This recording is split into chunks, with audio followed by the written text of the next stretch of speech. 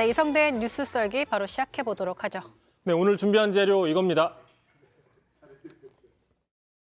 선거대책위원회가 닻을 올리면요, 최고위원이라든지 이런 직함은 활동이 중단이 되는 걸로 보셔야 됩니다. 이건 저뿐만 아니라 우리 이준석 대표님을 비롯해서 모두에게 적용되는 문제입니다. 자, 오케이. 여기까지. 자, 이준석 대표, 그렇다면 다시 여기까지.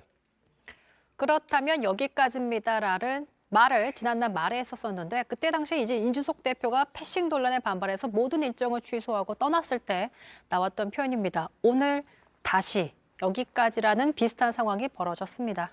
그러니까 이제 오늘 이번 사태는 상당히 기시감이 있다라고 볼 수 있는 거죠. 지난달 말 말씀하신 것처럼 이준석 대표 패싱 파동의 데자뷰 같은 사태가 벌어졌다라고 볼 수 있는 거예요. 자, 그때도 단초 중에 하나가 바로 조수진 최고위원, 조수진 공보단장이었습니다. 자, 당시에 그 이준석 대표 패싱 논란이 나올 때 조금씩 나오자 그날 아침에 기자들을 상대로 얘기를 한 거예요. 자, 선대위의 직함은 이제부터는 없다. 선대위의 직함은 없다. 그러니까 당대표나 최고위원의 직함은 없고 선대위 직함이 우선이다라고 얘기를 한 거예요. 다시 얘기해서 당대표 최고위원 오늘부터 역할은 없고 후보 밑에서 후보가 하라는 대로 해야 된다.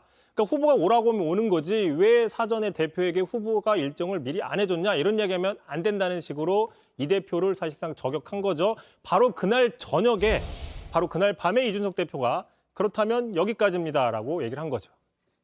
저 이모티콘도 기억이 납니다.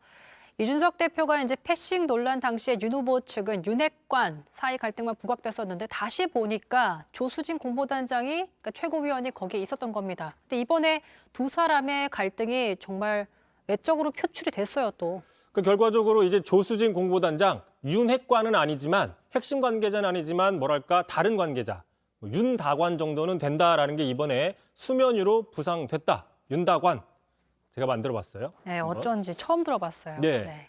근데 이제 선대위 구성이 된 뒤에 이준석 대표가 홍보와 미디어를 총괄하고 조수진 최고위원이 공보단장을 맡으면서 계속 의견차가 좀 있었어요. 대표적인 게 바로 카드뉴스 방식을 놓고 좀 의견차가 있었는데요. 카드뉴스 아시죠? 크리스마스 카드 아닙니다. 네, 모바일 같은 데 이렇게 보기 편하게 뿌리는 그런 형식인데 자, 이준석 대표가 이에 대해서 과거에 이렇게 얘기를 했어요. 최근에. 이번 선거 홍보본부 차원의 카드뉴스는 없다. 진실은 이렇습니다류의 카드뉴스 돌릴 생각 없고 카드뉴스 보고 후보 선택하는 유권자가 없다라고 얘기를 한 거거든요. 그러니까 카드뉴스 형식을 짤막하게 좀 설명을 드리면 정말 길게는 10년 전 대선부터 정치권에서 활용하던 방식입니다. 그러니까 이 대표는 이걸 좀 낡은 방식이니까 별 효과가 없으니까 새로운 홍보 방식을 고민한다 이렇게 했는데 거기서 이제 갈등이 시작됐다는 거잖아요. 바로 이제 그 방식을 조수진 최고위원이 가지고 있는 공보단 산하에서 여전히 열심히 만들고 있는 겁니다. 지금 몇 개 가져와 봤어요. 최근에 기자들에게 기자 단톡방에 뿌린 이런 게 이른바 카드뉴스인데 주로 이제 보신 것처럼 윤 후보에 대한 정책 홍보보다는 이재명 후보에 대한 네거티브가 많이 있습니다. 자, 뭐 참고로 뭐 이렇게 또 이재명 후보는 뭐 사기 3종 세트다 이런 카드뉴스도 있어요. 네. 검사 사칭, 싱글 사칭, 집사 사칭 뭐 밑에 보시면 자, 메이드 바이 조수진 써 있죠. 자, 이 카드 뉴스에 대해서 자, 헤비 인플루언서죠. 진중권 교수. 자, 웃기긴 한데 이런 거를 당의 공식 채널로 안 했으면 좋겠다. 격 떨어진다라고 얘기를 했더니 바로 이 페이스북에 이준석 대표가 그러게 내가 이래서 카드 뉴스 안 만든다고 한 거 아닙니까라고 조수진 공보단장을 저격한 거죠. 어쨌든 이 대표와 진중권 교수가 또 결이 맞았던 순간도 있습니다. 그러니까 이 대표 입장에서는 조수진 최고위원이 정작 해야 할 것은 공보단장이기 때문에 공보 대응을 해야 되는데 이런 메시지를 보내고 있느냐 불만을 있어서 지시를 했는데 조 최고위원 입장에서는 나는 윤 후보만 따른다라고 공개적으로 발언을 했어요. 그래서 여기서 이제 화나면서 책상을 치고 나갔다. 이런 그렇죠. 온갖 사단들이 벌어진 거잖아요. 그런데 이제 두 사람이 부딪힌 것 이번이 처음이 아니죠. 지난 9월 말입니다. 뭐 저희도 한번 뉴스스토리에서 다뤘는데 그 곽상도 전 의원의 아들 이른바 50억 퇴직금 논란에 대해서 곽 의원을 어떻게 처리할지를 놓고 한밤중에 회의가 소집이 됐는데 이때 조수진 최고위원이 공개적으로 반발을 했었죠. 자, 전두환 신군부도 이렇게 한 적은 없다라고 대표적으로 이 대표를 저격을 했습니다. 그러자 이준석 대표도 곧바로 내가 전두환이라고? 그러면 조수진 최고위원은 상도수호를 계속 하시라 뭐 이런 식으로 아주 공개적으로 언쟁을 벌였는데 이 대표 이야기 한번 들어보겠습니다. 이견을 표출하는 방식은 조금 더 정상적이고 그리고 최고위원다워야 할 것이다 이렇게 생각합니다. 자, 어쨌든 정리를 해보면 두 사람의 갈등 패턴을 이렇게 정리해 볼 수 있을 것 같아요. 조수진 최고위원이 반발을 하면 이준석 대표가 거기에 대응을 하고 다시 또 조수진 최고위원이 사과하고 이게 좀 반복되고 있는데 이런 모습이 계속되니까 당내뿐만 아니라 보는 국민들도 좀 지쳐요. 그렇죠. 일단 당내에서 자, 애초에 윤핵관으로 지목돼서 반강제적으로 선대위를 떠난 사람이 있죠. 바로 그 장제원 의원이 두 사람 다 따잡아 비난을 했습니다. 기가 찬다면서 얘기를 했어요. 자, 이준석 대표 옹졸한 자기 정치가 선대위를 이기적으로 만들고 있다. 또 조수진 공보단장 함부로 후보 뜻을 팔고 다니지 마라 이렇게 얘기를 했는데 하지만 이 대표 입장에서는 왜 이게 내가 같이 싸잡아서 욕을 먹어야 되느냐 쉽게 얘기하면 이렇게 좀 불만을 들을 수 있죠. 네. 아, 그럴 줄 알았다. 이때를 기회로 해서 또 나를 공격하는구나. 바로 오늘 이 대표가 이렇게 맞대응을 했습니다. 들어보시죠. 이때다 싶어 솟아나와서 양비론으로 한마디 던지는 윤핵관을 보면 어쩌면 이런 모습이 선거 기간 내내 반복될 것이라는 비통한 생각이 들었습니다. 선대위 내에서의 모든 직책을 내려놓겠습니다.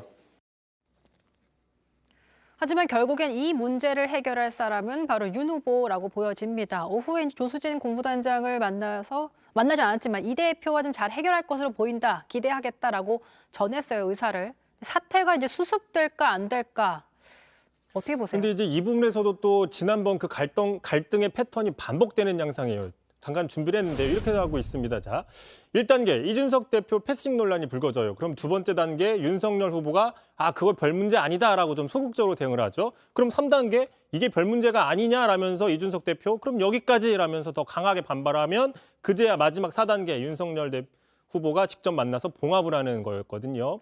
자, 이번에도 한번 보시면요. 자, 이번에도 같은 양상이죠. 조수진 최고위원이 이준석 대표 패싱 논란이 일어났어요. 자, 그러자 2단계. 자, 윤석열 후보 어떻게 대응을 했는지 잠깐 듣고 보고 가시죠. 뭐 병리 영화를 따지지 말고 당 대표고 상임위원장이니까 사과를 하고 다른 사람들이나 이 시스템에 대한 이런 문제라기보다는 그날 그냥 우연치 않게 벌어진 일이기 때문에 당사자들끼리 오해를 풀면은 될 수 있지 않겠나.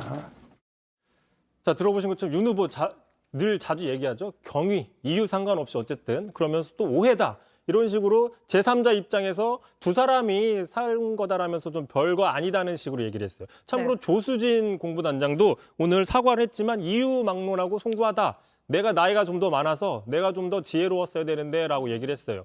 자, 이렇게 듣는 이준석 대표 입장에서는 바로 3단계가 되겠죠. 아니 이걸 이렇게 가볍게 취급하나? 그러면서 오늘 보신 것처럼 모든 선대위원장직을 사퇴했죠.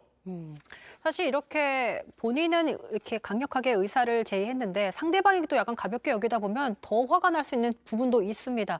어쨌든 갈등 봉합한 지 약 보름 만에 비슷한 사태가 되풀이되고 있는데 자, 이제 관심은 윤 후보가 4단계 그러니까 다시 봉합에 나설지 직접 나설지 아니면 이 대표가 정말 이별할지는 관심이 되고 있어요. 그렇게 이제 지금 이번 주 여론 추이가 관건이다라고 볼 수 있는 게 윤 후보 이번에는 밀리지 마라. 강하게 나가야 된다라는 여론이 분명히 있고요. 자, 반대로 이준석 대표가 없으면 이번 대선 상당히 어렵다라는 또 의견이 존재합니다. 과연 어떤 여론이 더 우위를 선점하냐에 따라서 바로 4단계 윤석열 후보의 행동이 결정될 걸로 보입니다. 어쨌든 당분간 국민의힘 내부 상황이 굉장히 변화가 많을 것 같습니다. 그때 당시도 사실 이전 사태 때도 굉장히 급변했기 때문에 갑자기 울산 내려가고 봉합하고 이랬잖아요. 아무튼 계속 안테나 세우고 직접 썰어주시길 기대하겠습니다.